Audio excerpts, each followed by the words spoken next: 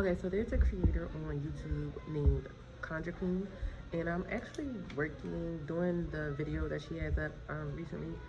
I believe the book is called Reinventing Yourself, and she's going through the 11 life traps and how to overcome them so that you can um, elevate to the next level. So I'm going through these, and I'm like kind of journaling and writing how I'm feeling about each trap. So I get to trap number 10, which is unrelenting standards. So I'm just like, what? So it's basically saying that you strive to meet extreme high expectations for yourself, excessive acceptance of money, status, achievements, beauty, order, and recognition at the expense of dropping pleasures, health, a sense of accomplishment, and satisfying relationships. That that one hit, right? That hit because it's like I will definitely sacrifice like anything, anybody, relationships for a very comfortable, beautiful environment.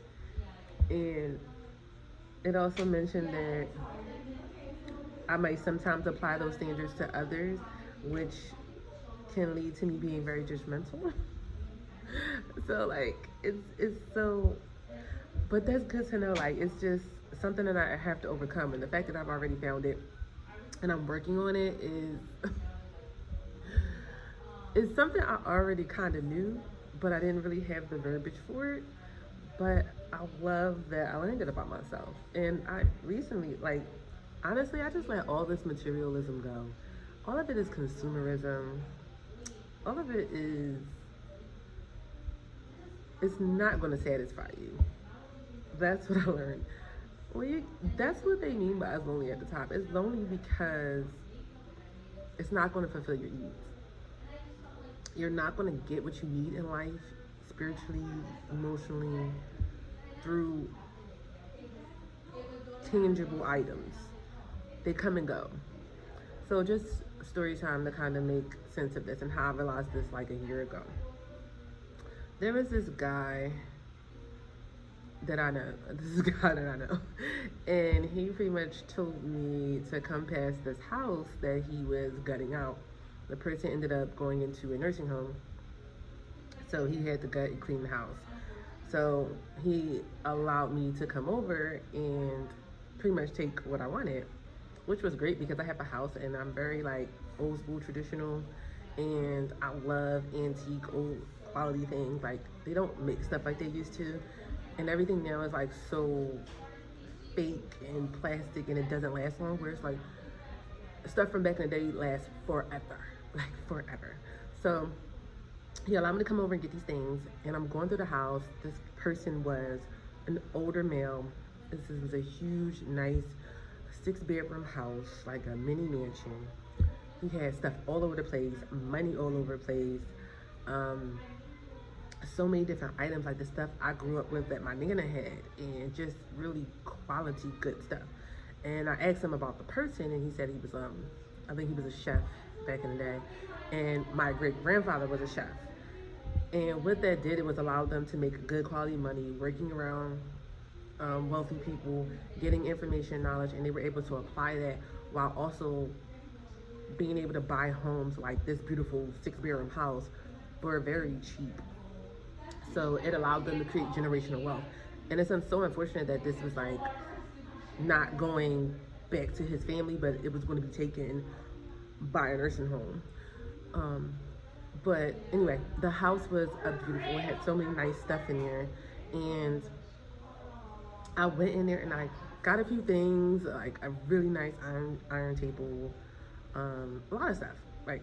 But what it showed me was that this material world, it doesn't mean anything, because I thought about this man and his lifestyle.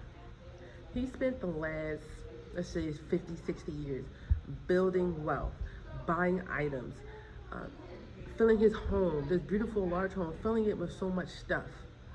Just for a complete stranger to come in your home, ransack your stuff, and literally take whatever they want. Like, as I was picking up an item, I looked at it like, this man probably saved for months. They probably begged, like they might have borrowed some money. They might have went above and beyond to buy this stuff just for a complete stranger to come take it, and your family have no value of it. Like, you're buying all this stuff and filling your home full of all these artifacts and all these items and trinkets just for your family to want to throw it in the trash. Just for complete strangers to come and snatch and grab all your stuff for free. And it made me realize that this is not what life is about. And don't get me wrong, I really love beautiful, nice spaces and things.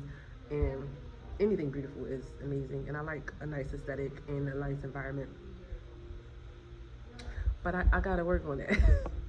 But on top of that, like, even though I have like really high standards, it comes from, like she said, it really comes from having a strict parent. And that's what I made this whole video about. It's like, I realize now, like, having a military father and strict parents, and I grew up sheltered most of my life. I didn't get outside until I was older. And it just made me realize, like, I would not trade that, though. Like, even though this is a childhood trauma and something that I need to work on to become better, I would not trade that upbringing for anything, because it got me here. It got me to a better standard for myself. It didn't keep me, you know, at the bottom or being mediocre. It got me to a certain level and mindset. So strict is good. Like, I'm grateful. Like, my parents did good with that. Like, I'm okay with that. But it's just something I'm gonna work on moving forward. Just, I hope you guys are using this time to heal and grow and learn about yourselves, because whatever's coming, it's going to be spiritual and it's going to be emotional. Like, you're going to have to heal those childhood traumas. It's time to heal the mother wound. It's time to heal the father wound. You know, friendship wounds, whatever it is. Like, it's really time. But I'm loving this about myself. That's what winter is for. You guys should be hibernating and learning and growing and developing, so that when you come out next year, you're better. Please don't spend this time scrolling on social media. Don't spend this time laying up with the wrong people. Don't spend this time wasting the winter. The winter months is your training period. This is when you go ham. This is when you elevate your mind, elevate your body. Summer bodies are made in the winter. There's nothing, you have nothing but time. You can drop right down, do a squat. Drop right now, do some push-ups. There's nothing stopping you. It's cold, it gets dark at 5 o'clock. There's nothing stopping you. So this is the time where you're getting prepared. You're getting ready for the war. So start working on yourself now.